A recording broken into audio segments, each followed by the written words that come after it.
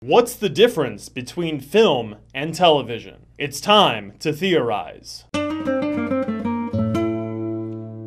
You might be thinking that the answer is small screen versus big screen, or maybe the technology used to create, capture, and share stories. Or maybe it's the caliber of talent. Tom Cruise isn't going to be starring in anything on TV anytime soon. James Cameron isn't going to direct anything on the Sci-Fi Channel. And NBC's Revolution isn't going to greenlight a $100 million budget for one episode. You're probably echoing the consensus that we're in a second golden age for television, but at the same time feeling that we're living through the movie apocalypse. All of this is true, but the one major difference between television and film, not surprisingly, is money. More specifically, how each medium makes it. That's the major difference. They each have the power to tell great stories, but because of the strengths and weaknesses inherent in the mediums, the way they attract money differs. How does basic cable and network TV make money? We're not going to count Hulu, Netflix, HBO, and Showtime because they're subscriber-based. The answer? Advertising. Since it's been around, television has sold ad space between the programs. These commercials are usually tailored to match the viewing audience of the program. Victoria's Secret advertises during Keeping Up with the Kardashians, while Axe Body Spray advertises on whatever show MTV has repeating 10 times a day.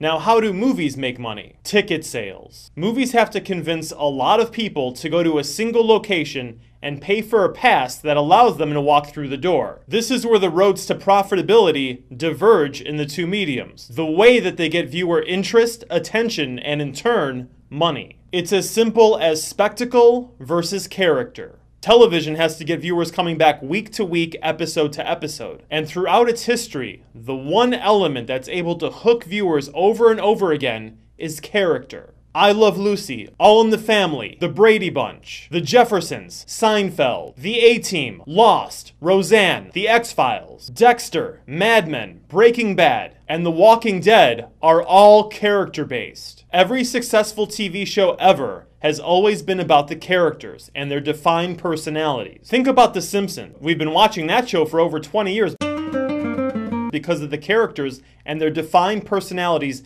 and reactions to dramatic situations. The resulting clash of personalities creates comedy or drama. Character sells shows, and shows sell ads. In a previous film theory, I discussed how Hollywood is moving towards big screen television format with its franchises. But for now, let's forget about that inevitable future and talk about how movies have been made since most of us were born. The big screen has to attract viewers by giving them something that isn't available on the small screen. So it turns to spectacle. Something big, something epic, something exclusive.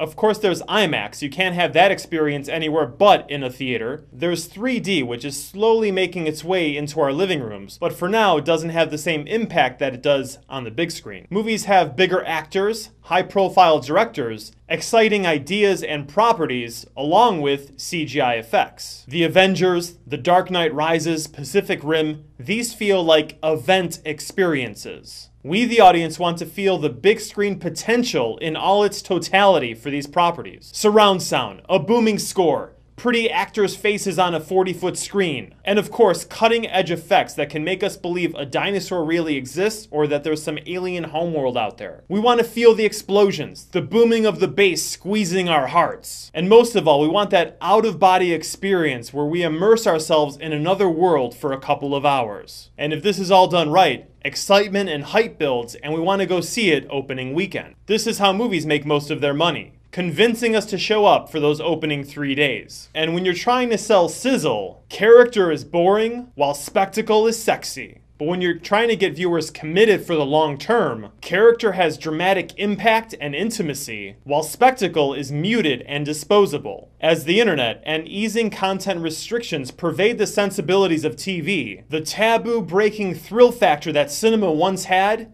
fades. Not long ago, the only place you can get a little TNA or hear an F-bomb used to be at the movie theater. Today, the small screen has caught up quickly, and George Carlin would have to revise the 7 dirty words you can't say on TV. That's why the dangerous and maverick spirit has left Hollywood. Because when it comes to character and drama, TV could do it just as well. A single episode of Hannibal on NBC is just as shocking as Silence of the Lambs was 20 years ago. That movie's actually so tame when it's compared to the TV show that it feels like it should play on Lifetime or Hallmark. Character-driven stories watched over a long period of time become enthralling. Spectacle over that same time period becomes boring, ineffective, and redundant. But in a short burst, like a 2-hour movie, character-driven stories, as they're treated by today's market-researched mentality, are the ones that feel boring, redundant, and ineffective, while it's spectacle that feels fresh and engaging.